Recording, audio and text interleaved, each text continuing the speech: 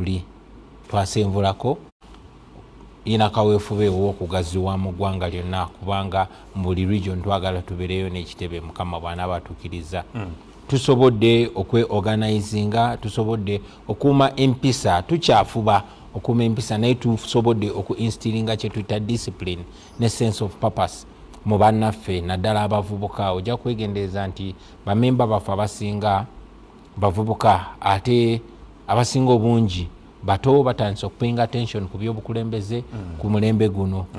Ffenna tuli work in progress naye tusobodde okuteekawo ekyo, tusobodde n'okukuuma essuubi nga likyaliddamu mu bannayuganda abatakabanira enkyukakyuka. So ngera bwe ngambye nti we twalubirira okubeera si we tuli ne Katonda atuyambe we twalinga nawo si we tuli tugenda mu maaso. Musanze kusoomozebwa kinga ekibiina? Okusoomozebwa kungi nnyo okusingira ddala obulabe butambuliramu. Newankubadde twasettinga out okola omulimu guno nga tugwenyumirizamu nga tumanyi nti wadde tetuteekawo kabba okusolooza ssente ne tukola mulimu gwa Katonda okukyusa obulamu bw'abantu ba Katonda mu Uganda n'okuba ekyokulabirako mu nsi endala ez'enjawulo.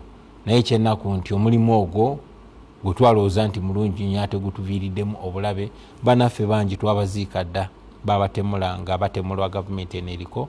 Bannaffe bangi bali mu makomera, Bamachete Yasini, Kalanzi Sheriff n'abalala awatali musango. Bannaffe bangi babuzibwawo nga na buli kati tetuddangamu kubawuliza oba kumanya gye bali, Bakanata Muhammadi, ba John Bosco Kibalama, Badamulira n'abalala bangi. Kwegamba kifuuse kya bulabe wano mu Uganda n'okwogera obugezi ekigambo freedom. Ffe abamu abakulembeze nze kamwa kwogera n'abalala tutambulira mu bulabe naye era twebaza Katonda nti n'obulabe tubutambuliramu ku lw'obulungi. Ffe abakkiriza tumanyi nti abo abakkiriza mu kituufu naye babonaabona naye nga waliyo empeera. So wadde tuli mu kusoomozebwa naye tulina essuubi era essuubi lye tutambuza. Well, mwagezaako kukola ennongoosereza mu ssemateeka wammwe ng'ekibiina, but as we speak we understand nti akakiiko k'ebyokulonda tekannaba ku gazeeti nga nnongoosereza zino. Why? Well, wano mu Uganda ebiseera ebisinga bw'osanga nga ekitongole kya gavumenti ekimu nga kirinyiridde amateeka ng'ate kikikola okunyigiriza ekibiina ekivuganya, teweebuuza why. Lwa nsonga nti omuntu gwe tuvuganya naye yawamba ebitongole byonna. Tuli mu mbeera gye tuyita state capture nga tewali kitongole kyetengeredde. Mu ebyo mwe muli n'ekitongole, mwe muli n'akakiiko akadukanya ebyokulonda tekeetengeredde. Yensonga lwaki kabuuza ate candidate gwe muvuganya sebo tukole bwe tuti lwaki kubanga yakalonda. Constitution yaffe twagiteekayo balina okugigazeetinga mu bbanga tono naye tebagigazeetinga. Akakiiko k'ebyokulonda nga tekalina tteeka lye kasonzeemu ne kagituulako. Well, ensonga gye kawa kagamba waliwo abakayana, kagamba waliwo omusango baatuloopa omusango. Omusango ogwo gwatuloopebwa personal assistant we yali leader of opposition nti constitution yaffe teri mu butuufu. Naye ate akakiiko ak'ebyokulonda kubanga clearly kakolera nako ate gwe tuvuganya ne kagitulako constitution yaffe okumala ebbanga kati erisusa omwaka. Okay. Omwami gwe bayita Kibalama ne Kagombe baga nti ennongoosereza ze mwagala okukola and using the words baga ziri null and void. Agamba nti for example bamemba ba NEC be mwateeka mu nnongoosereza zino oba bali mu ssemateeka ono tebaayita mu organize ekibiina zonna. How would you respond to that? Ogamba mwami Kibalama ono gwe twabadde naye, ogamba mwami Kibalama gwe bawambako olumu ne bamukuba emiggo n'agenda mu kooti n'atulopa omusango n'agamba nti namusuubiza millioni za $5 ate n'amala oluvannyuma lw'ennaku ntono n'akubendeka mwoyo nga bamaze omutta n'avaayo n'abategeeza mwe bannamawulire nti yawambiddwa abasirikale ba gavumenti ne bagenda ne bamulagira ayogera ebigambo ebyo gweyogerako mwami Kibalamoyo. Well, kasita mukuwaddeko ka history naye nga bwe nkunyonyodde nti ali emabega w'omusango guno amanyiddwa n'abatwala mu kooti bamanyiddwa ekitalina buzibu kubasigwa omulundi ogusoose nga batwala mu kooti naye ate nga tuwangula kiriyale bamanyi tewali musango gwonna gwonna naye nokaweefube wakutukwata bigere tuleme kutambula ku speed gye tuli mu kutambulirako naye ekyomukisa omulungi tumanyi nti clearly wakyaliwo enkayana ku kibiina no tewaliwo nkayana nemu okuva mu ngeri gye mwakifunamu okutuuka okweyubula nekifuuka NUP and up to now bwolaba nga abamu ku be mwatandika nabo baddukira ne mu kooti clearly olaba nti waliwo ekizibu which perhaps you need to fix.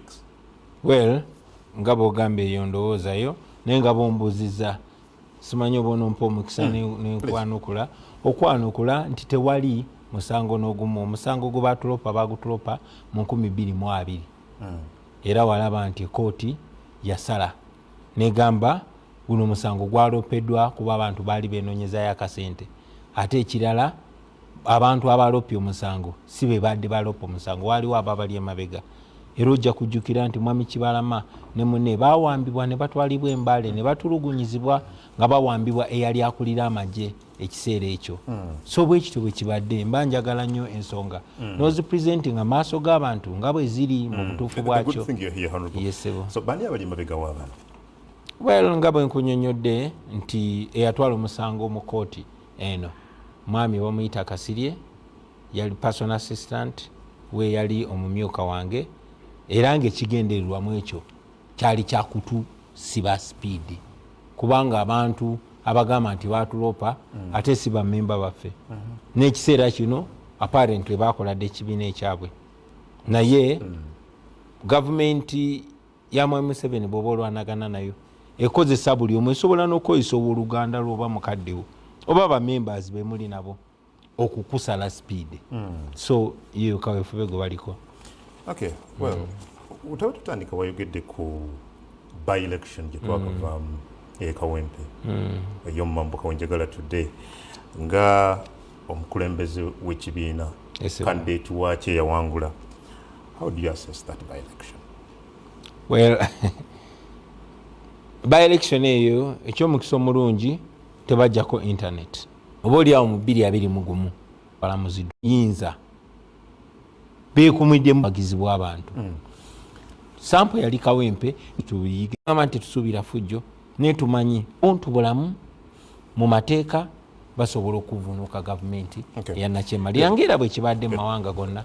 But again nsuubira walaba ebbaluwa president wa Uganda ate ssentebe w'ekibiina kya NRM yawandiika akalulwako nga kawedde ng'alaga obutali bumativu obwali rather ku kalulwako ayogera ku malpractices nyingi ezayoleka mu kalulwako kusinziira ku ye and kino nga bakiteeka kumu abavuganya responding otya ku bbaluwa nga bakiteeko batya nti fe abavuganya twaleeta abajjaati ne bakuba abantu emiggo twaleeta mamba ne tuzipakinga mu polling station fe abavuganya twajja ne tujja n'emmundu ne tutandika okuwamba abantu fe abavuganya twajja ne tukuba bannamawulire emiggo ne mugenda ku bitanda fe abavuganya twajja ne tusambaza boxes ziriko bululu oba twagenda mu tale center ne tugezaako okukyusakyusa nti oli wafunye 2 ne bamuwa 7 fe abavuganya fe twabikola. Well, mu bbaluwa eyo naye yali yeebuuza ani yasambasamba ne yabuzaawo bu box Kawempe Mbogo ne ku polling centers and stations endala. Well, ebbaluwa eyo nagisoma naye okufaanana n'ebigambo bya mwami Museveni byayogera ebisinga obungi bikuwa okuteebereza ebintu bibiri ti either mwami Museveni ali ignorant tamanyi kigenda maaso mu ggwanga era n'abajja ne bamuleetera information bamulimba bulimbi ali completely ignorant bwe kitaba ekyo then musajja mulimba nnyo munnanfuusi nnyo era tewali muntu alina kukkiriza kigambo n'ekimu Museveni kyayogera ekimu ku ebyo either ali ignorant tamanyi kigenda maaso n'olwensonga eyo ajja kuwandiika bajja kujja bamubulire bino bibaddeyo muzeeyi awandiike oba ng'abimanyi kuba nkakasa Museveni musirikale yes akaddiye naye fe abasingayo twamwegombera yalinga nga ategeera bulungi nnyo so njagala okukimagininga nti akyategeera bulungi nnyo era ebigenda maaso byonna abiraba naye munanfuusi nnyo mulimba nnyo si mwesimbu era si muntu mulamu kyekimufuula ekyo ebbaluwa kosinzira kubanga kakati bw'obanga gwe commander in chief w'amagye nga gwokulira ebitongole byonna byonna ebikuumaddembe nga buli mukwata mundu ali wansi wa mutabani wo nga mutabani wo awandika ku Twitter n'agamba kakati tugenda kutaba NUP katugenda bakuba embooko ne bajja ne babakuba emiggo nga babakuba emiggo balina uniform ziriko Uganda Police ziriko JAT bali mu uniform z'amagye nga police balaba maaso ga kamera ate n'ogenda n'owandiika ebbaluwa then obeera muntu wannabaki. Good. Which lessons mwayiga kinga ekibiina nga tuyingira akaluka 2026 ogambye bingi bimwayiga mu kalulu kano biki nyira byetwayiga naye bisinga obukulu bitwayiga yo byatambula n'ekyo kyolowooza so twamanya nti bannayuganda bangi nnyo bali mu kunyigirizibwa naye nga amazima si gye balwanirira. Honorable Woffing screen now Honorable Kyagulanyi ebbaluwa akakiiko ebyokulonda kali kagiresevinze ne kadda mu December nga kalaga nti obumu ku bubonero obwo buli reserved eno nga bw'ogira ku screen yo baluwa yeeyo kati kankubulireko ebintu bingi nnyo bukyanga tuyimuka abavubuka ab'omulembe guno omwo bwe banyigidde n'agabakiriza ku levo gye bali olunaku lwaleero njagala okutegeeza nti mu panic mode eno Mwai Museveni gyalimu asobola n'okukeera ku makya n'agamba erinnya Kyagulanyi Ssentamu galangi emyufu paka we twatandika ojjambala olwo neefuuka menyi y'amateeka so bwe twajja ne tugamba Free People Power Movement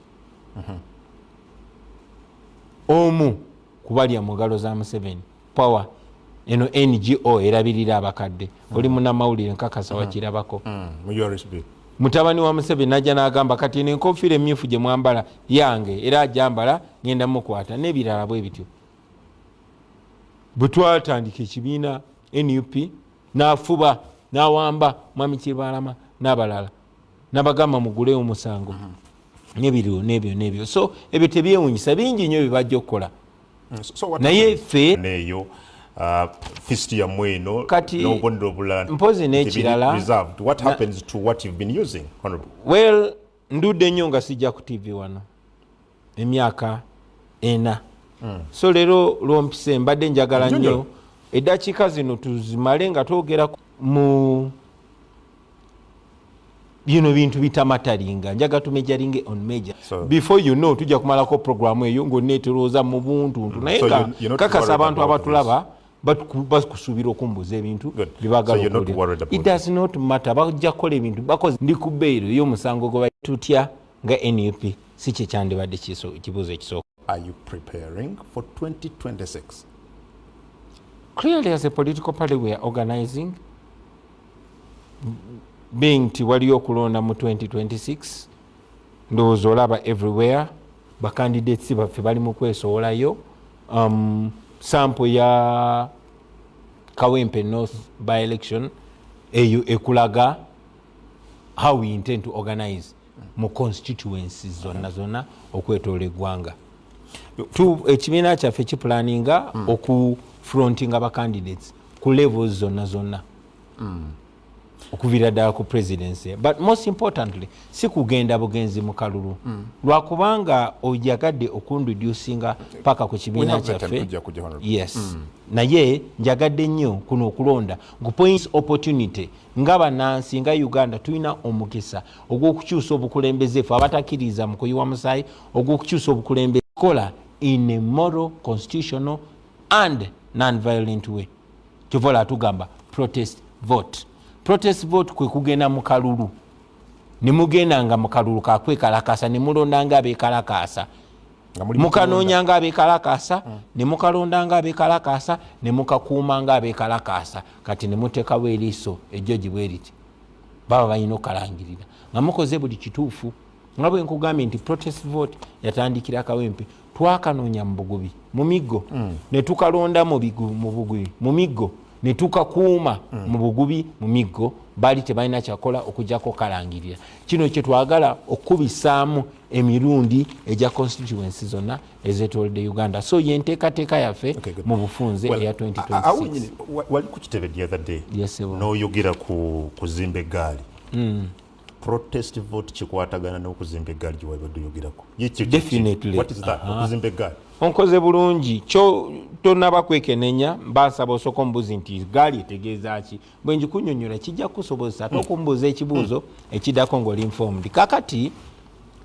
fe abaakulira mu ghetto group moving in groups twaziyitanga gaali Bobi we yayiseewo ne gaali yayiseewo ne bakyaliibe kwegamba moving in such a way twakuyitanga kuvuga gaali waliwo eggaali ez'ababbi waliwo n'eggaali eziri moro waliwo n'eggaali nga zina operation gyeziriko waliwo n'eggaali ez'okulongoosa nti mugenda kuyita mu kyalo nga mulongoosa etc ne kati eggaali gye twagala okuzimba kati gaali yaba comrades yakunoonya kalulu kulonda kalulu na kukuuma kalulu eggaali zino zenjogerako era kankozese n'omukisa guno okuzinyonyola bannayuganda obulungi sibagamba kuzimba gurupu z'aba criminal baziba misango no njagala muzimbe groups ez'abantu abawuliziganya ne abantu abasobola okucoordinatinga activities zaabwe ku lw'obulungi bwa Uganda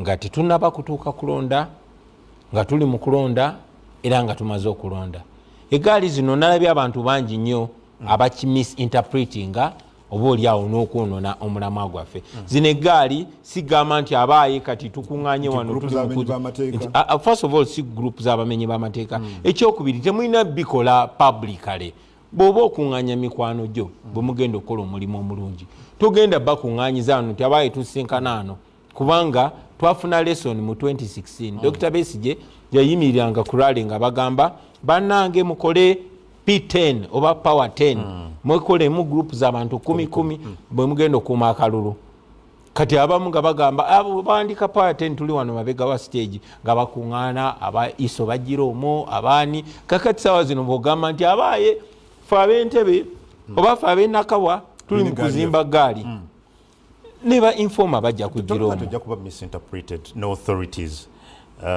I don't care oze kiri kyogambye nti ozimba bigroup y'abamenyi b'amateeka n'okubeera nze mu gavumenti ya Museveni okubeera Kyagulanyi kimenya amateeka okusinziira ku ye so Museveni byalowooza ne banne tebitukwatako kuba ye mumenyi w'amateeka ffe bye tulowooza kasita bibanga biri mu mateeka tujja bikola era nzija ne wano ku TV nembyogerako nkakasa naye alabika ali mu kulaba so tetutya kukola kye tukola kuba tetumenya amateeka tekimenya amateeka okuzimba small groups privately n'ekyokubiri kitese eggaali yo ebeera infiltrated bwe batandika okupiikinga abaana bammwe abamu omanya nti kati muli infiltrated so njagala nsinzire wano ku TV bagambe mwebereremu ate bw'oba ozimba eggaali yo togizimba mu lwatu kubanga n'abalabe batukeneka mulina measures zigenda okulemesa infiltration y'abamenyi b'amateeka oba oyisa abalabe okuziyingirira zino otubuuzaako ki gwe tula wansi gwotunulire nze kugambe tuzimba gaali oyagala tu infiltratinga olimbega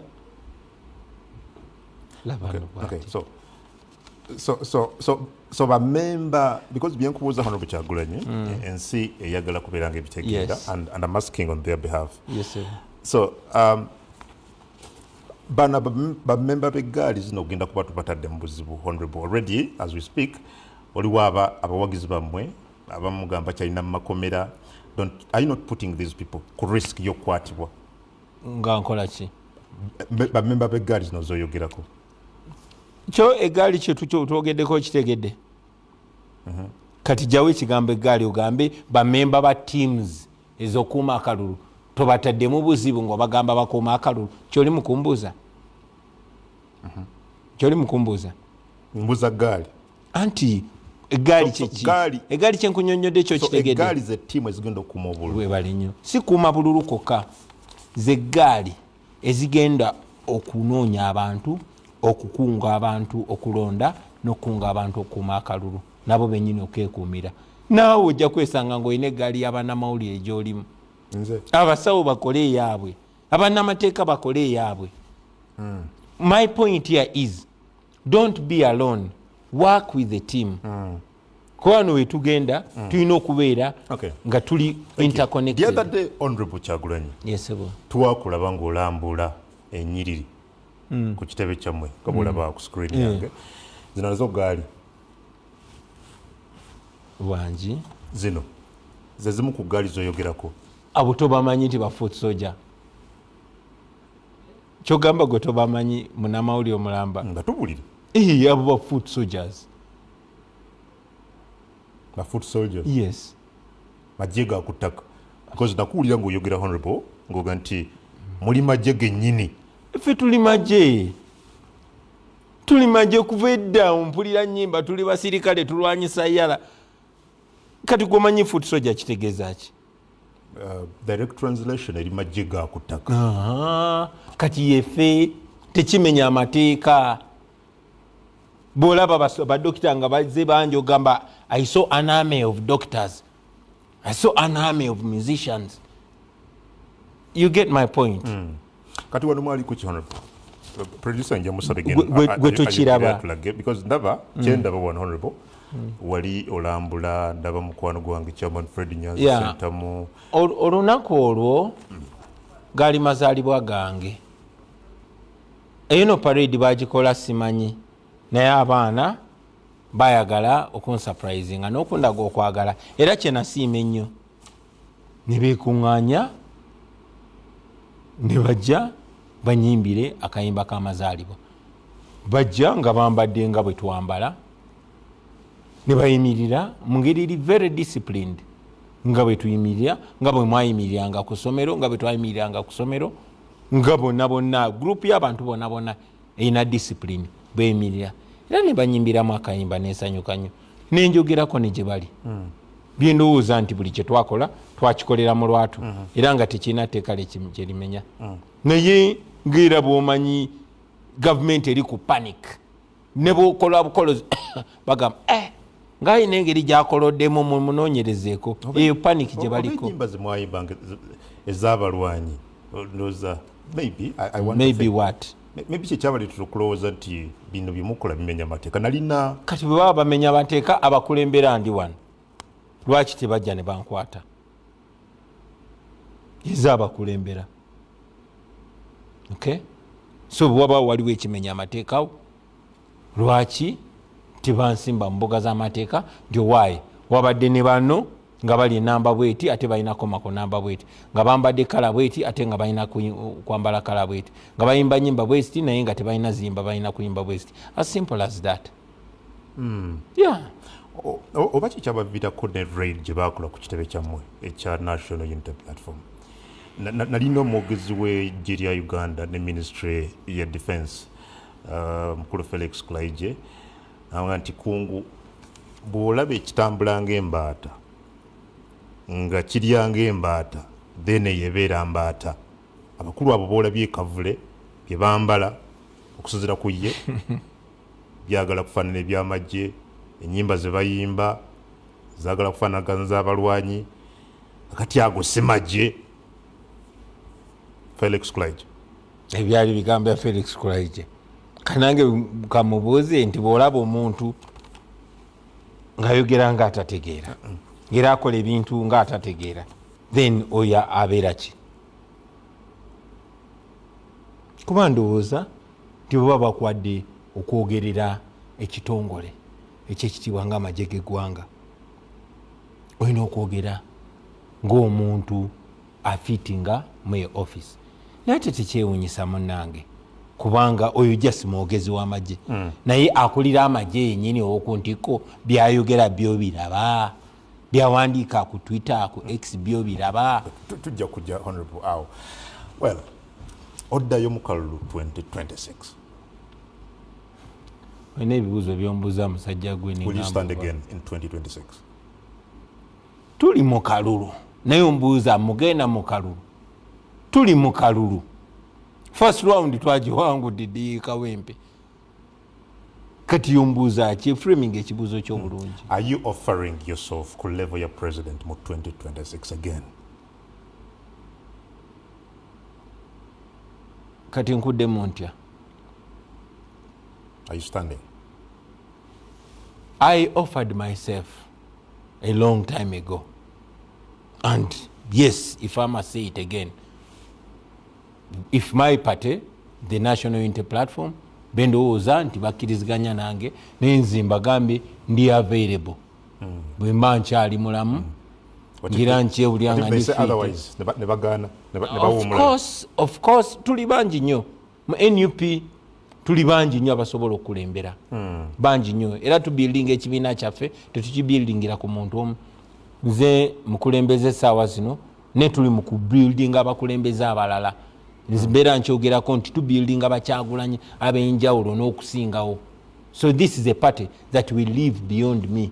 Kino ekibiina kigenda kubeerawo ne bwe mbasinze nkikulembera ne wajjewo n'omulala n'omulala n'omulala. Ye Uganda gye twagala okola essaawa zino wendi nakyemalira mwewulira. Well, akalunga kakagwa honorable ogamba okuba nti wagamba nti first of all kalimu obubbi. Yes. Kyokubiri oga nti sisobola kuddamu kwesimba mu kalulu nga amateeka gasigadde nga bwe gali ag'ebyokulonda nga mbeera esigadde nga bweri. No, siwe nagamba. What did you say? Nagamba nti okugenda mu kalulu nga kali bwe kati kisobolera ddala okuyamba Mwami Museveni kuba ye aba alaba nti akalulu kayiseewo. Era nze ngamba bannange ne bannayuganda bonna titulina okumakinga sure nti akalulu akaddako kabeera very very different. Bannayuganda batekinga charge of kalulu ako. Tetugenda mu kalulu timwambya Abakama tulangirire. No, saagala twerimbe bwetyo timwambya Abakama agenda tulangirire ndi tuwangudde ndi bagenda tuleka tu campaigning bulungi. Kugambye sample wagirabyeko e Kawempe. Ekyo kye tugendamu n'okusinga awo. Museveni takyaswala kubanga amatu gazibye n'amaaso gazibye. Exactly. Naye akakiiko k'ebyokulonda wakalabye empapula bwe bazisuula wansi bwe bazijjayo. Oli wa NRM bwe yafunye 25 bagamba yafunye 4 bwe yafunye 3 yafunye 7 byonna ne babikola. Naye pressure n'amaanyi g'abantu ge baateekawo baamaliriza nga balina okulangirira awangudde nga tebalina you can't go around it. Kyetutegeeza era kyetwagala okukola ku levo y'eggwanga lyonna. Baali basobolera ddala e Kawempe okola nga bwe bakola e Kayunga. E Kayunga nakwedde yawangula ku buli polling station naye Mwami Byabakama najja kubanga twali tetukoze eriiso ng'e Kawempe nga tetunyiize ng'e Kawempe. Naye ab'e Kawempe bajja nga tebaseka nga batunudde enkaliriza ng'ate beetegesse. So eyo charged mentality eyali Kawempe gye twagala bannayuganda bagende nayo mu 2026. Osobola okutuuka mu kalulu nga bansibidde waka obanga bansibidde mu komera obanga bankozeko ekyamu kyonna nga bwe bazenga bakola. Naye bannayuganda bw'oba obacharges bo babyekola yasaaliyo mukuma akalulu ke Kawempe. Honorable, kyetwalabye Kawempe tubadde by elections ezisoba mu 10. Bino byoyogerako twabirabye Kawempe yokka. Tetwabiraba Oyamu North, tetwabiraba Moro, tetwabiraba Soroti, tetwabiraba Kisoro. Okay? Oba bino byoyogerako biri bwe biti olw'okuba nti biri wano mu Kampala, which is already a constituency, rather stronghold yammwe nga opposition. Njagala nkubuulire nti kino si kya opposition, kino kya bannayuganda abanyigirizibwa. Si just opposition, buli ayagala enkyukakyuka. Ekirala obuuza nti lwaki byabaddewo ku luno, lwaki tebyaliwo luli. Malcolm X yatuyigiriza n'atugamba nti don't be quick to judge a man because he doesn't know what you know. There was a time when you didn't know that. Tosobola kubeera mwangu kunsalira musango kuba ku myaka gyange 15 oba 2 nali soogera nga bwe njogera kati mu myaka gye ndi mwana plus kubanga byenjize kati byanjawulo okusinga bye nali manyi. Yes, twali tumanyi luli naye twali tetumanyi ku level gye tumanyi olunaku lwaleero. Buli kize kibaawo tuze tufuna experience ne tugamba kati bakola bwe bati kati bakola bwe bati. So nga tusala entotto going around that. Okay, good. When I hosted you Honorable mu 2020 nakujjukiza ebigambo bya Dr. Kizza Besigye ngaga nti ye tasobola kwesimba mu kalulu kubanga avuganyiza emirundi ena and according to him ngabbibwa. In your response wanti kungu bino si bya bulijjo ebyabali. But still no twagenda mu kalulu, nothing changed. The only thing that happened wavayo n'otugaa nti naawe biraba akubbye, something that Dr. Kizza Besigye has been saying ebbanga lyonna. Okay, I'll tell you something. Si bya bulijjo era bye twakola si bya bulijjo. Ensonga lwaki walaba nti ate ne regime ya M7 byakola ate yasukkawo omunyankole kyagamba acation kawirewo ak'ensonyi ne kaggwako. Wali tolabanga ku drone ziwamba bantu naye n'oziraba. Wali tolabanga ku buswavu tebajjako bujja social media ne bajjako internet yonna. Wali tolabanga ku bantu babuzibwawo paka olunaku lwaleero bakanata Muhammad tukyabanoonya bakibalama tukyabanoonya. Wali tolabangako bantu be bakwata bukwasi ne bakutwala ne bakusaaka akakofiira wali ne bakuba ekifaananyi ne bakutwala mu wali tolabanga basibiriani nga babacharginga constantly mu kooti y'amagye naye kati bakyusa. Ffe bwe baba badiringa naffe tebadiringa naffe nga kibiina kyabufuzi, badiringa naffe nga military operation. So tetwali ba bulijjo naye nabo ne bajjayo abaabo abasinga ne bajjayo SFC ne bajjayo Jati ne bajjayo bonna ebiseera biri balinga bakozesa poliisi yokka kati bajjayo abasingayo bonna babamazeeyo mu 2021. Kati bagenda kujjayo bagenda kujjayo robot tebayina robot. My point ya kungu is nti era twagala tukozese enjogera egamba persistence breaks resistance. Amazzi gabeera smooth ne bwe galemerako lazima gakutulamu ejjinja. So ffe omulamwa gwaffe butastopinga ku making sure twekubisaamu emirundi kati tuli bangi ate tuli bamalirivu ate tuli bagezi ate tuli bato kati ebintu byonna bwe bigata tebasobola kutuwona. Does democracy work in Uganda? Democracy works. In Uganda, yes, there's no democracy, but we must make it work. Ontegede? Buli kintu kyoyagala kikole tekigenda kubeerawo kye programming. You have to make it work as a person. Does the education work? If you make it work. Does democracy work? If you make it work. Siro kinkubuuza ebigambo bino honorable. Bw'oli ogenda okwesimbawo ojjukira bw'oyagala tosobola kwesimbawo emirundi ena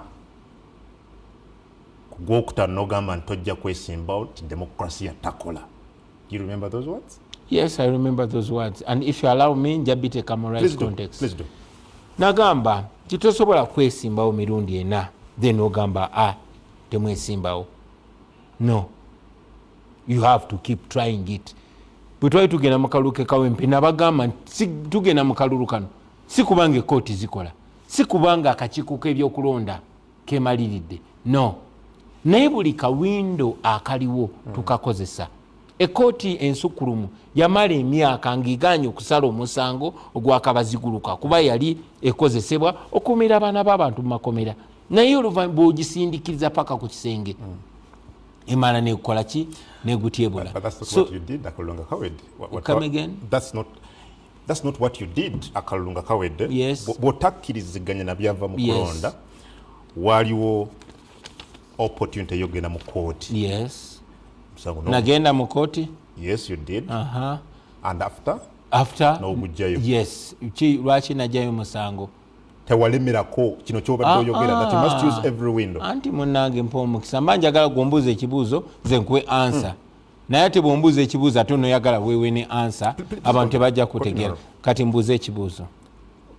Oga nti buli windo yonna olina okubeera ng'ogikozesa. Yes. Gw'akalulu ka 2021 bwe kaggwa ekyo si kyewakola. Weebale nnyo kati sirikankuddemu.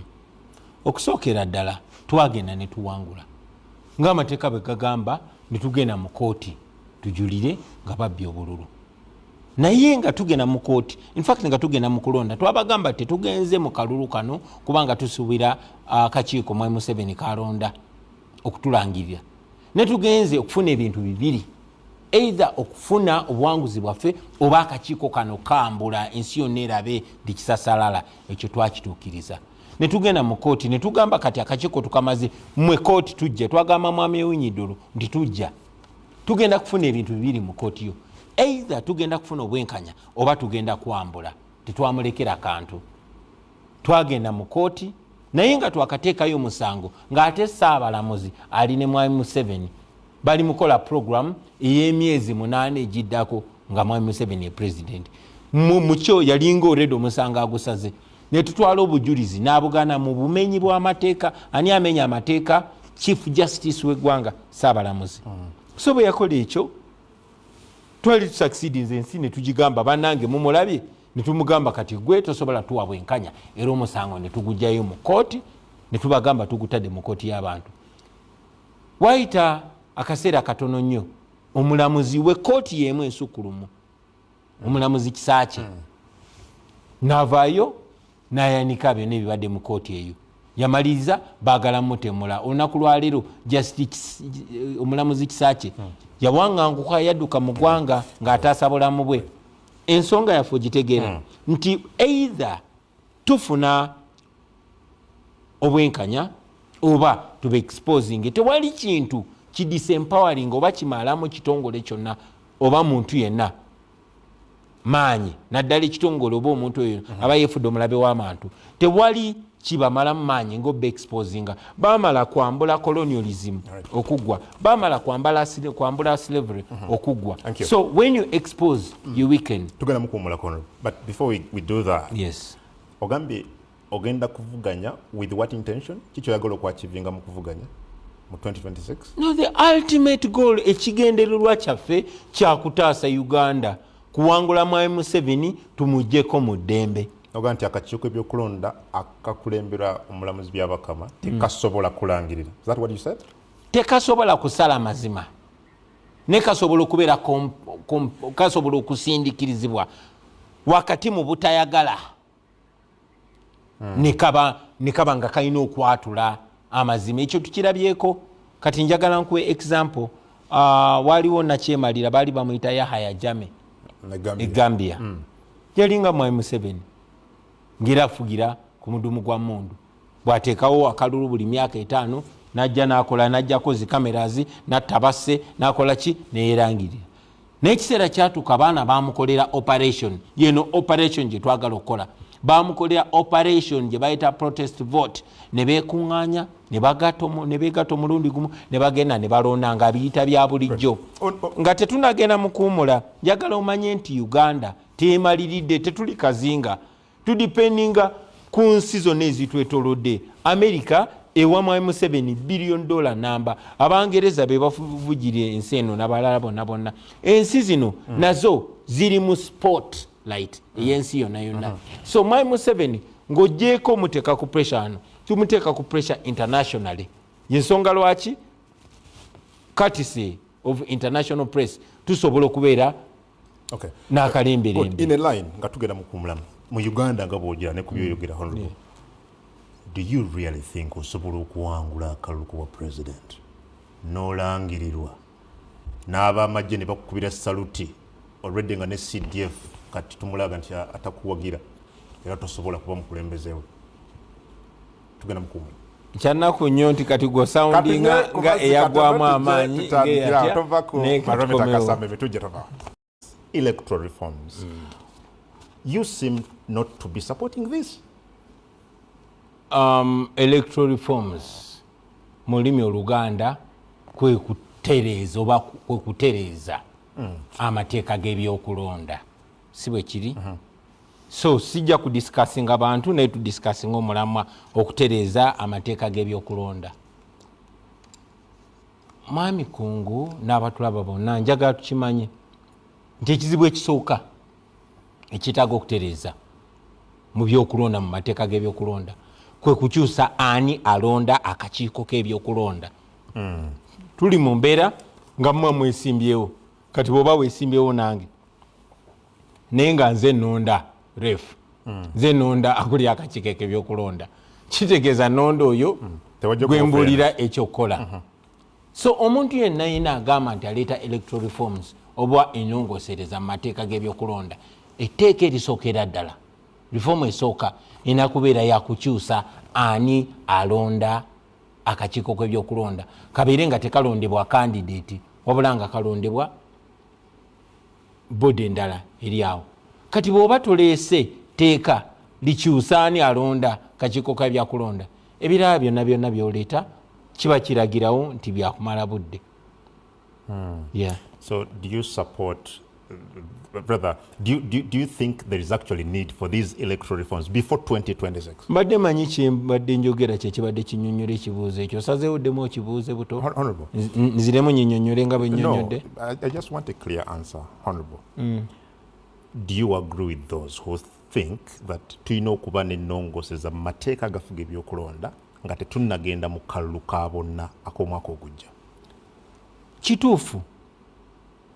Njagala omanye okutandikira ddala nti n'amateeka ge tulina mu bukyamu bwago ne mu nkyusakyusa gye bagakyusiza singa bagagoberera gasobola okuwa okulonda okw'amazima n'obwenkanya n'amateeka agaliwo already. Amagye ne gatenyigira mu kulonda ne baleka abeesimbyewo ne bakampeininga bulungi ne wabawo transparency, tewali kujjako masanyalaze, tewali kuba bannamawulire, tewali kukola vulugu, musobola okuba n'okulonda okulungi. Naye ne bw'oba oyagadde okuleeta ennongosereza nga bwe ŋŋambye kyanaku nti nyina okweddingana naye era kankiddemu. Etteeka erisooka eriyina okusooka kwe kukyusa ennonda y'akakiiko k'ebyokulonda abeere nga candidates yalonda. Eryo ennongosereza bwe baba tebagireese endala zonna ziba za kumala budde. Waleetaaza akakiiko k'ebyokulonda kalondebwe katya? Because bw'oga nti oli nga si yalina okulonda, what would be your proposal ku ekyo? Naye bulijjo wabawo obukiiko obulonda, wabawo bodies ezironda, si muntu. My point is si muntu obuyinza obulonda akakiiko k'ebyokulonda tebalina buteeka mu mikono gya muntu omu ate nga naye avuganya. Kyengezaako okutegeeza. Okay. Yeah. Well, wawangula Buganda mu 2021 okusinziira ku alizata akakiiko k'ebyokulonda zekatuwa oba zekawa eggwanga n'owangula ne Busoga. But as we speak waliwo ekintu ekyazze Buganda for Museveni. Abaka ba NRM mu Buganda baga nti baagala President Museveni ne NRM baddemu beddize Buganda. What do you make of this? They are moving around. Jogo Museveni byagamba nti Buganda for Museveni jogo agezaako okukakasa jogo ly'abantu bawano. Yeerabidde nti tulina olugero olugamba nti bw'ojoga ensanafu totulamu ntuule. Eryo jogo kubanga tosobola kuŋŋamba nti otulugunyiza abaana ba Buganda, otemudde abaana ba Buganda, owambye abaana ba Buganda naye ate obasuubira okuwagira n'okwagala. Buganda gyagamba okweddiza, yes bafubye okweddiza obuyinza okuwamba ettaka ly'abantu naye tasobola kweddiza bantu na mukwano gw'abantu. Ekyo kyafeerinze okufuna. So bino byonna byayogera abyogeza jogo. Tosobola kukeera ku makya n'ogamba ogenda kweddiza Buganda ate ng'ogisangudde ku maapu ya Uganda. Tosobola kugamba nti ogenda keera ku makya weddize Buganda. Yes osobola okweddiza ettaka for a time being naye tosobola kweddiza mitima gy'abantu. Kati bw'aba alowooza kweddiza mitima gy'abantu b'e Buganda ng'ajoze kabaka waabwe, ajoze bo kennyini Abaganda bagambi tayagala kuwulira muntu agamba ffe ng'Abaganda ajja bakrashinga. Avodde ekitiibwa ky'abeene, avodde abantu b'abeene n'atuuka n'okwefula nti essa abataka n'atandika okusamoninga abataka bajjajjaffe ab'obusolya nga si ye kabaka. N'ekisembyeyo wadde abamu bakyakibuzaabuza n'asangula Buganda ku maapu ya Uganda. So tusobola kulowooza nti abantu ba Buganda bagenda kwagala, tebasobola. Naye ate tekikoma Buganda yokka. Abantu ba wano bayinza okulaba nti bo yes be basinze okulaba ebizibu, naye ate n'abeeyo abeewalala balaba obuzibu. Nze ninga mwana w'e Busoga kyobola abampita nangobi, naye njagala omanyi nti abantu b'e Busoga babonaabona. Obwavu buli e Busoga, Karamoja ankole yennyini Museveni gy'aclaiminga nti bamuwagira, tabakiriza kulonda. Tebalonda president Mwankole, balonda just ba MPs. Lwaki? Kubanga atya okuswala. Maybe kiri ku kyabwapu kyogedde Honorable Yubos yavayoli naye toona nga nti yali nsobi naye ne baga Buganda. Yali nsobi? Yubos bwetu bweyagamba. Well, basobola okugamba nti yali nsobi. Yali nsobi okusangula ekigambo Buganda mu Buganda, naye ng'ewalala yonna yonna batumye amanya gayo ne bagamba kati eno North Central eno South Central. Well, batambula baali Kiboga baali kubuziga. Osobola okwetonda ku kintu kyotokoze? Well, osobola okukkiriza ensobi bwe wanga ogikoze. Bw'osobola okukola ki? Bw'eba nsobi ng'ogikoze osobola okuba n'oweetonda. So beetonda kubanga baakikola. Obeere nga otulaba buterevu nnyo at your convenience, ne programu eno osobola okuddamu n'ogiraba ng'oyita ku mukutu ogwo olunaku olw'enkya n'ennaku endala. So Afro Mobile gyoba ogenda. Ndi ne Honorable Robert Kyagulanyi Ssentamu, President wa National Unity Platform, ate nga yavuganya ku bukulembeze bw'eggwanga mu kalulu k'omwaka gwa 2021. Well, Honorable, nga sinnaba kuyita mu specific messages nzize ndaba ku social media, one general question that has come in so much y'ensonga ya butya bwe mugenda okugaba ticket eri ba flag bearers mu kalulu ke tugendamu. I don't know mwina nkola ki erambikiddwa gye mugenda okuyitamu nga tuyingira akalulu? Omanyi Abaganda bagamba enkula y'omutwe kuensaniriza yekuwa ensala oba ensanirira y'enviiri. Tetulina kwerabira mbeera gye tu operatingiramu ey'akasambatuko buli kaseera. Muteekateeka kino bakola kino, muteekateeka kino bakola kino, muregisteringa abantu balombye office zammwe bye mukozesa babitutte, mukola kino bakola kino. Mu mbeera ey'okulemesebwa tusala amagezi gonna okulaba nga tutuuka ku kye twagala okutuukako. Tulina akakiiko ke bayita Elections Management Committee, ako ke kavunaanyizibwa ku kulonda naye era akalungamizibwa olukiiko lwaffe olw'okuntikko lwe bayita National Executive Committee. Kakati buli we tutuuka mu mbeera eyo akakiiko ako katula ne kalambika butya bwe tugenda okuyita mu process eyo.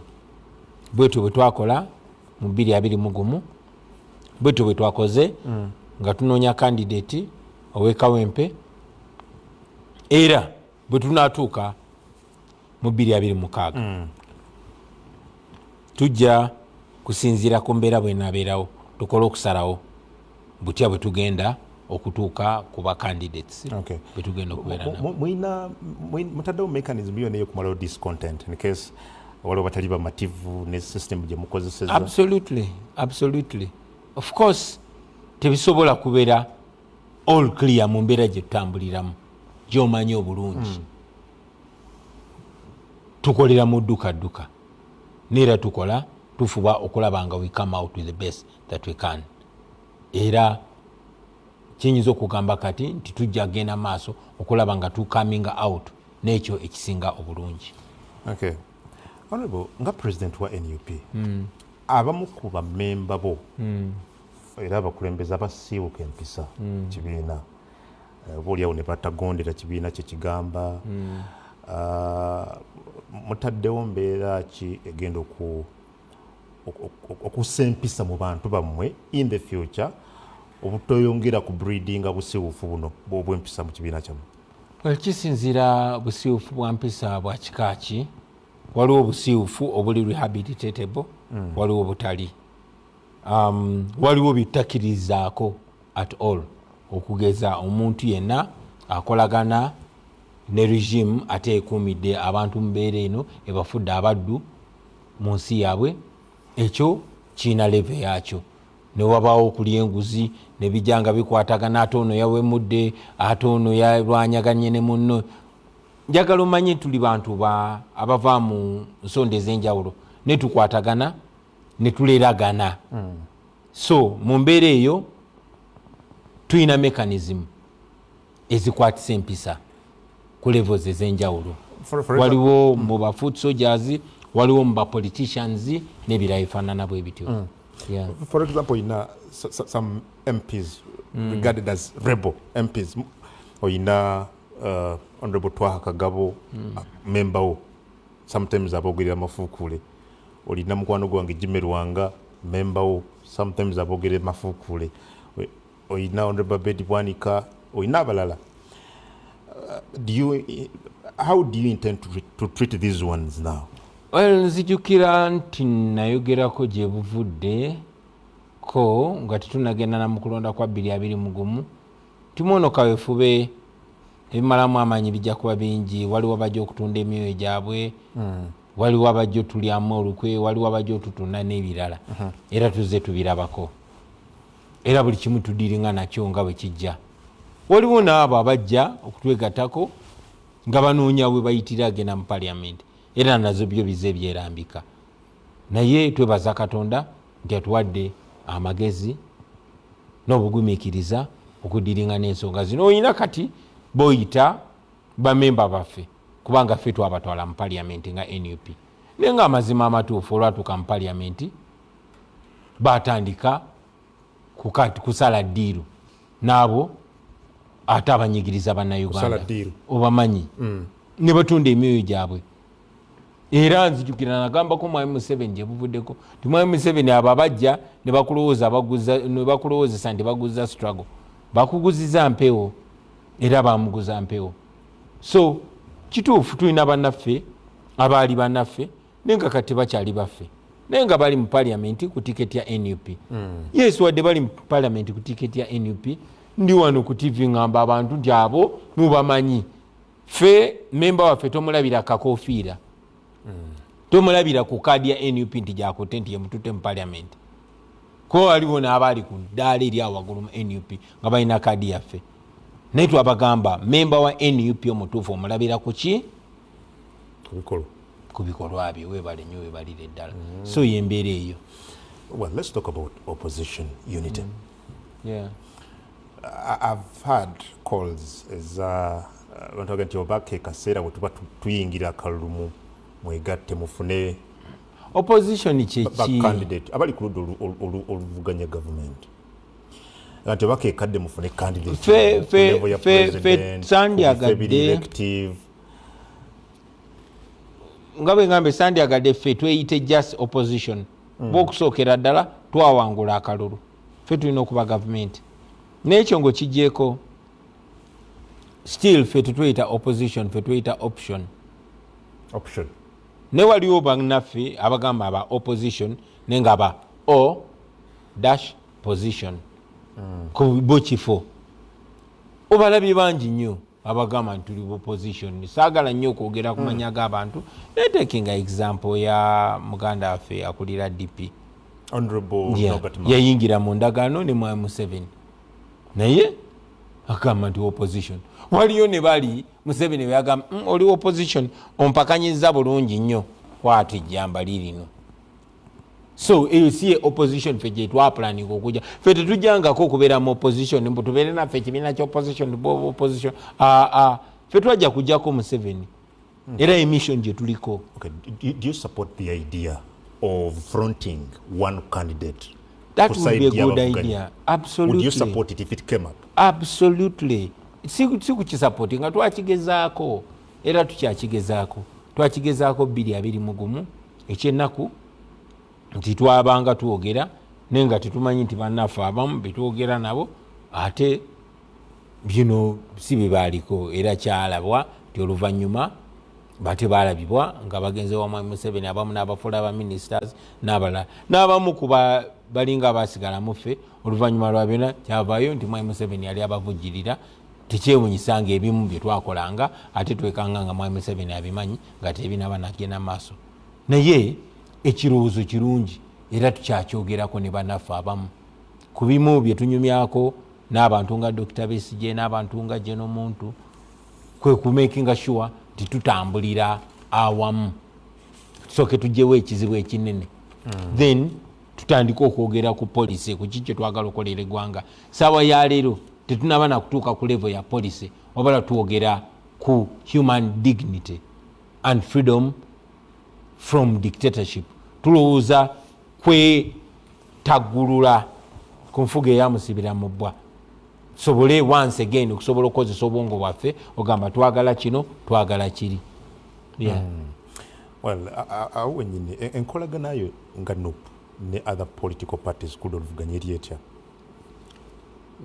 nandigambye nungi naye ebigambo obugambo sirowooza nti biddamu ekibuuzo ozo tulaba nga ebintu ebisinga byetukola tubikolera wamu gye buvuddeko twakyaza abakulembeze Honorable G. Makena akulira UPC Honorable Muntu akulira ANT obukulembeze bwa FDC eye Katonga n'abalala bangi tukwatagana ne baganda baffe era enkolagana eyo gyetwagala okuzimbirako okulaba nga at least tusobola okufrontinga candidate omu.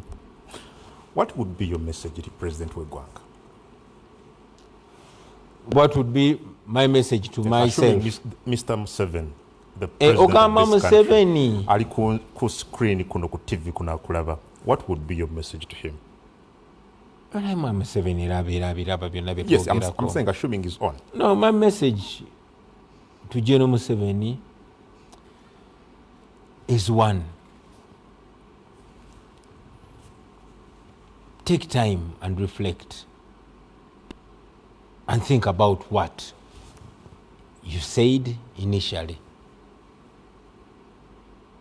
and compare it with what you're doing. And remember that you are not the first and certainly you're not the last president of Uganda. Simanyi kozi program ya Uganda. Mwami Museveni mbanjagala amanye nti siye president wa Uganda asose. Clearly siye president wa Uganda agenda okusembayo. Nebino byakola alowooze ku kiseera bwe kigenda okubeera nga siye president ali myaka 8 n'omusobyo. Lowooza ku bantu abagenda okuddawo. Byoli mukola kati biyinza okuba gwe tebikwaffectinga naye abaana n'abazzukulu n'abantu bo bennyini boli mu kuteeka mu kati abaga. Pride in studying history atunyonyola n'anyumya byafaayo byonna eby'emyaka 2 egiyise naye osobola otya okubanga toyize mu myaka just 5 egiyise oba 6 egya Uganda an independence. Osobola otya okubanga toyise nga toyina kyoyize era toyina kyeweerabidde. So nze ndowooza Mwami Museveni alina okumanya ekyo ekisembayo gwongambye mu message. Mwami Museveni sebo ffe tetuli bazzukulu bo, tetuli bazzukulu bo, ffe tuli bannayuganda abaagala eddembe lyaffe, abaagala ensi yaffe, abeetegeerera, abaagala okubeera mu nsi tuditamininge ebiseera byaffe eby'obukadde. Tetwagala gutusalirewo ebiseera byaffe eby'obukadde kuba si ffe twakusalirawo ebiseera byaffe eby'obukadde. And the message to the youth and other Ugandans? Obubaka bwange eri abavubuka bonna aba Uganda, temwinayo nsi ndala. Uganda y'ensi yammwe, kwe mugenda okuwangalira, kwe mugenda okaddiira. So kiri erimmwe okusalawo Uganda ki gye mwagala okaddiiramu, Uganda ki gye mwagala okubeeramu. Buli kimu kiri mu ngalo zammwe. Mwesanze temuli mu kiseera nga abavubuka mwe musinga obungi. Mwesanze nga muli mu kiseera nga buli kimu kye mwetaaga okwenunula mukiina. Temwetaaga kwata mundu esimu yo esinga emundu osobola ogikozesa okugulawo obwongo bw'abantu. Bagamba a man who is educated is unfit to be slave. Singa obwongo bwamwe mubugula mujja kuva mu mbeera eno ate nga kisobokera ddala. Musobola okubeera mu nsi eyeyagaza, musobola okubeera mu nsi nga amalwaliro gakola nga galimu amalagala, musobola okubeera mu nsi nga buli kkubo lya koolaasi buli woolaga, musobola okubeera mu nsi ng'amateeka gakola nga bw'ofuna obuzibu ogenda ku poliisi ne uyambibwa. Musobola okubeera mu nsi nga bw'obeera n'akako kabeera akako. Musobola okubeera mu nsi nga temunyigirizibwa. Naye ensi temugenda gifunira ku silver platter. Mulina gyenyigiramu. Bwe mutakikola kino mujja kuba abaana bammwe be musindisa okubeera mu mbeera eno. Singa bazadde baffe bakola bino bye tukola ne balemerako, singa tutuli mu mbeera eno, singa bompita wano ku TV tuli mu kudisikasinga kakati daamu eno gye bakola bw'ogirowoozaako kinze ngamba eyo daamu bandigikoze ng'etunudde eno. Kakati ebyobulambuzi oyagala bikole bitya nga ngamba basooke kukola bino. Naye kakati tuli mu kulwana kubeera bantu. Tetulwana kukulaakulanya nsi yaffe, tulwana kubeera abantu na kubeera ddembe ly'abantu. So mmwe abavubuka eyo yonna gye muli, eno si nsonga ya Kyagulanyi, eno si nsonga ya Ssenyonyi, eno si nsonga ya Nyanzi oba Lubongoyo oba Wayiso oba Nubyandi. No, eno nsonga yammwe mwenna. You are equally responsible. Bino byenjogera osobola bigamba banno ng'okuta essimu yo, mukozese essimu zammwe ezo. Essimu ezo ziri very important. Ate buli bwe mulabanga babalwanyisa nga bagamba kati mujjeeko TikTok, mumanya mukutte awabaluma, awo wennyini we muba mulemerako. Pressure ekola. Bano abantu musobola okubateeka ku pressure. Pressure yeboogeza bwemu, temulekeraawo. Temulekeraawo, musobola okukyusa ensi yammwe. Nelson Mandela yatugamba, sometimes it falls upon a generation to be great. You can be a great generation. Ensi yammwe mugitaking over. Temulinda permission, teweetaga permission ya muntu yenna okubeera free. Mubeere radical, mubeere free, temukkiriza kufugibwa nga basireevu. Eno Uganda yammwe mugiinako omugabo gwe gumu nga Museveni, omugabo gwe gumu nga mutabani we. Temutiisibwatiisibwa. Kati tuteeko muzimu ku comments zammwe and some of your messages ku X #NBS Barometer gye ndi kati njagala kuyitayo. Arnold Kasanga kyagambye, Mr. Kyagulanyi, welcome to NBS. You gave Mr. Museveni less than a year. What happened to mwaka gwe yawa President Museveni nga mutegudde? Arnold bagambye. Then onagamba kituufu kaadi bazitunda. Okay. Horrible Jakuba yanukula anaga nti Senkubuge Samuel Ekaumu, salute to Mr. President. Omugambe yogere ku political prisoners noza kyogeddeko. Mbuliza honorable lwaki bannamawulire Okay, Teresa Luganda miringa kufuna bulungi. Kakulemye okusoma lwaki bannamawulire bakubye emigo toyagala kwogerako. Musajja nanyumya. Soma zoyagala okusoma. Oluganda taluwandiise bulungi. Yes. Agwata lusomye bulungi. Okay, Oragaba, thanks for the show, Mr. Kungan, for hosting President Kyagulanyi Ssentamu. The deputy spokesperson has okay, kale bimu tujja kuba tubi verifying mugana wange nenga webale nnyo. Onagamba ffe tuli bamativu ne president waffe Kyagulanyi Ssentamu atubulire atulabire nnyo SG waffe ne leader opposition Joel Ssenyonyi batukoze bulungi ye Mwami Makolo Kavuma. Okay, kale mwebali abasinso obaka #NBS Barometer kwe tuyita. Then onagamba nti ye Faith agambye this time bagenda kukozesa nkola ya vetting okufuna abakulembeze nga bwe kyali ku mulundi guli. Ndowooza kino nakyo ye kyanukudde omukulu Kawesa Daniel laga nti thanks for hosting Honorable Kyagulanyi. If really NOP is fighting for unity and looking forward for why can't they call upon all the defects to talk to them and reconcile with them, because they are all saying they are on collective response. I don't know what that means. Nenga webali nnyo mugana wange. Nagamba what he has talked of Besigye. Okay, why is he not supporting electoral reforms? Okay, I don't know. Those are the Honorable Robert Kyagulanyi Ssentamu. And again, bwetoyongerayo nagambye President okay, on a quoting of yogedde wano, could we believe that you can put Uganda at its best, or you have your own ambitions of what we hear? Ye Mbuga Kampala what we ita. Then waliwo kugambye wano, and I think you need to start with this one, Honorable. Okay, I've seen it here. Gambye nti okay, maybe Kisembayo, then yes, because at least byogeddeko waliwo kyenalabyo wano nga tonnabakyogerako tsya. Recently we saw tweets from the CDF Mohoz threatening to behead you and to execute Dr. Besigye. he even challenged you to a boxing match.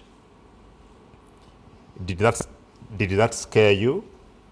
Have you taken any steps to beef up your security? What is your view on him calling MPs clowns and refusing to attend parliamentary committee meetings? Thank you. Chana kunyo kungu nti tubadde ku programu eno saa 2 naye tetusobodde kwogera ku nsonga ze nandyagadde nnyo okwogerako. For example, nandyagadde nnyo okutaanya ku kye bagamba nti kaadi zaffe bazitunda. Well, okusooka kisanyusa kiraga nti tiketi ya NUP yatunzi. Ate tiketi yaffe okuba yetunzi kitegeeza nti abantu bakkiriza nnyo mu mulamwa gwe tukkiririzaamu. Naye tewali muntu yenayina atunda kaadi ya NUP. Njaga okusinziira wano ku NBS okugamba omuntu yenayina kuba tosobola kurolinga out wasobola okubeerayo abantu nga ye azze n'abeerimbikamu ng'ayagala okola byambyoni. Omuntu yenna akusaba ssente kakibeere 10 oba akusaba favor yonna yonna nammwe abakyala abali eyo yindi ayinza okujja n'akulimbiralimbira okwo n'akugamba nja kufunira tiketi ya NUP kola kino oba kino. Mulope kubanga tulina enkola enkaakali. Office yange ebeera open all the time. Ntuukirira oba otuukirira Secretary General waabe ensonga eyo because it's wrong. Ekyokubiri, doesn't matter ne bwoba teweetaaga kuba nti gw'otuuka nnyo ku kitebe oba omanyi president oba omanyi secretary general oba omanyi leader of opposition oba mobilization secretary nti gwe kati gwe oyina enkizo okubalala bonna bonna. Buli member wa NUP yenkanankana ne munne era mwenna musobola okwesimbawo tubatunulira kyenkanyi bye tugoberera mu bimanyi. So tebakulimba tiwaayo ssente bwe ziti oba nze nja okuconnectinga. No, enkola yaffe eri transparent, eri open, eri clear. Ombuziza ku bya mutabani wa Museveni okutisa tusokusalako omutwe sigwe gusoose sigwe gwokubiri. Amakya ga leero yagambye ffe tuli baddu slaves. Ate nga munange bwe batulaba naawe ali wano oyinza obbeewomerezaako naye nga munange nawe bakulabanga omuddu. Nenze nagamba nze siri muddu ne bannayuganda bannaffe abalala tetuli baddu era tugenda kiba confirmingira abo abantu tetuli baddu. So ekyokuntiisatiisa ngenda kutta ngenda kola ki bakigezaako buyombo bubintu twasiraana kati baagala kubeera ba gangster kati baagala kubeera ababokisa. Edda babokisa batuyitanga babbi. So twebaza Katonda nti tutuuse ku ssaawa zino nga batwegomba. Mwai Museveni yali azaala wa ghetto nga tebamanyi na kigambo ghetto kye kitegeeza. Era nasooka okusinkana Mwai Museveni ne bamugamba ye ghetto president. Wali lunaku lw'abavubuka eyo Arua ebiseera ebyo minisita abavubuka yali mukwano gwa nagamba ghetto kitegeeza ki. Kati Museveni omulaba mwandikidde opapula ababuladi bange bakyali bange noga ya ojjirira ojja kumanya nti gye tuli. So eri abaana ba ghetto mwina njagala mmanyi balinga babazaala wate babalabawo naye kati babamanyi. Ate njagala tuuka ekiseera nga babamanyi nga ne mu national budget tebateekamu nti kati mu ghetto gendo gabeeyo bweziti. No, si kye twagala. Twagala ezo ghetto bazitamakinge zonna. Wabeereyo amasomero yonna wabeereyo amalwaliro wabeereyo amatala nga galayitinga kyetwagala. So ffe twebaza Katonda nti abantu ba ghetto tusobodde obbaleeta ne tubateeka ku front page. Newankubadde Mwai Museveni ate yalondayo n'agamba kati mu ghetto nkoze ntya londayo oli waliwo awe mule nnyo n'amuleeta waliwo nakola ki n'abaleeta. Abo si be barepresentinga ghetto. Mu ghetto abantu abavaayo boogera nganze wali abantu aboogera nganze. Abasenyonyi bonna baana ba ghetto Banubian bonna baana ba ghetto. So Museveni and his people should stop misrepresenting the ghetto. Kanjogere ne ku nsonga eno nti bagenda mu ghetto ne banoonya abantu batuyiribyanga misinde ne kaakati ddamulira agenda abaana ne banywa amafuta nga ali awo alaba oli n'asika enyosti oli n'aleeta enchwiri n'awunda oli n'azinga tebafaayo. Kasita mwe mubavumira Kyagulanyi kasita mukuba abantu abagira Kyagulanyi si kye twagala. Mu ghetto ffe tetwagendangayo kuyigiriza abaana kwekubya. No, kubalaga nti awo we bali si kye bali. Ezo engoye eziddugala ze bali si kye bali. Eyo just mbeera basobola okutransforminga. Naye wano Museveni making sure abaana ba ghetto bassa omwenge nti kyangu nnyo mu Uganda okutamiira ku nusu 5 osobola okutamiira nojja kusanga nga n'ekitabo tekisobola gula nusu 5. So we keep transforming that. Ebya mutabani wa Museveni, you accepted the challenge. And I'm quoting, you said challenge accepted. No yongerako ebigambo. Say when course. And I will say where. Yeah, kati olaba. Nze first of all manyi nti mutabani wa Museveni bambya ndootako ndowooza singa akeera ku makyanga yenze kyekirabo kye kyabasinze okufuna naye tesi yenze era naye mugambe waliyo Bobi Wine omu ali wano naye ate ng'ekyo kivuddeko well abyagala nnyo naye namugamba challenge accepted era ayimirire mu ringi bamanye ani jeno omutuufu kuba awo mumba mugenda kumanya Rio Jeno ne fake Jeno. Naye kati ebyo bya kiseera ekyo. Saawa zino twogera ku nsonga eziri serious ez'eggwanga. Sabiro tebiri serious bito byawandiika bino. Okumwenge naawe. Well, honorable. Okumwenge kingamba kungu. Tewefula atakiwulidde. Ati amanyi nti n'okukiwulira obuulizi bajja mukubi. Nga tunatera okubeera nga tumaliriza. Honorable. We are. You need to tell us about your deputy president of Eastern Uganda, Mukulu John Baptist Nambeshe. Yeah. Waliwo bye tuzze tulaba mawulire banyisaawo yonna ayinza okwabulira kitya. What do you know? No, I speak to my deputy president. Everything and is okay. Clear. Everything is all right, at least as far as I know. Yeah. So everything is all right. We are moving on very well. He's doing very good work. By the way, Honorable Nambeshe nkutumiddeko mama we abadde mulwadde ne sister we era babadde bamutawanye naku zino naye nga atambuza bulungi emirimu. Okay, well, someone saying that comment about Uganda deploying amaje South Sudan. Gwe nga yagala ntebe y'obukulembeze bw'eggwanga. Did you buy into ekyogerwa regional security? Kankubulireko, while we respect the concern about regional security, wakati mu kwagala okubeera n'obutebenkevu mu kitundu kyonna naddala mu region yaffe eno, njagala omanye nti Mwami Museveni yeebadde enkola ye okweexportinganga instability ne violence. Twagala okugenda mu nsi nga tugenda kuuma abantu, so si genda kuuma kiwayi ekimu kiringa amagye ge Kenya bwe gajja wano nga gazze ku defendinga Bobi Wine oba gazze ku defendinga Museveni. No, gaba galina kubanga gazze nga peacekeeping mission ate nga waliwo block oba community block egasindise nga East African community nebifaanana bwe bityo.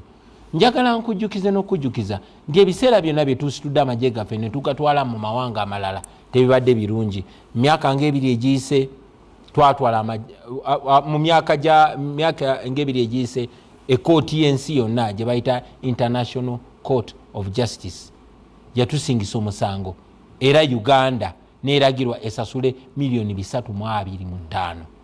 Uganda bwe bagamba Uganda okusasula si Mwami Museveni bagamba gwe nange n'abaana bo n'abazzukulu batusalira okusasula sente ezisukka mu trillioni namba. Lwaki? Kubanga amagye gaffe gaagenda emyaka giri egyayita e Congo ne babba embawo ne babba goldi ne barepinga abakazi n'ebifaanana bwe bityo. Amagye gaffe buli bwe tugasindise bweru w'amawanga gaba tegagenze kukola kigatta ku ffe nga Uganda ate nga balina giyita Uganda People's Defence Forces. Amagye agadefending abantu gatudefending obulumbaganyi gatudefending n'amabanja togenda ate kutudizayo misango ate tusasule. Amagye gaffe ge gakuuma nakyemalira owe Equatorial Guinea tudeploying amagye gaffe nga bamercenaries bagende bakola ebyambyone bakume bannakyemalira balumbagane Congo bate balumbagane Sudan bate. So nze ndowooza ti while kiba kirungi amagye gaffe okugenda okuyamba ba neighbors negayina kuyamba ba neighbors morale nga gayina parameters nga waliwo enkola etekeddwawo nga tetekeddwawo just Uganda ojja kwegendereza nti ne amagye gaffe ogende Sudan gagendayo mu bumenyi bw'amateeka nga bwe kyali Congo gagendayo mu bumenyi bw'amateeka basobola gagasindikayo ne bajja ne balipoting eri parliament ate nga kinakola the other way round nga parliament erina okukkiriza amagye gagende gakole bye gakola naye kategakkirizibwa parliament kuba parliament erina amaanyi ensonga lwaki mutabani wa Museveni ayita ba MPs ba clowns nayita abalamuzi ba kooti ensukkulumu ba clowns navoola buli kimu naye n'atambula bw'atyo kitaabwe bw'ava bwazuukuka n'agenda ne yeetonda nga bwe bibeera.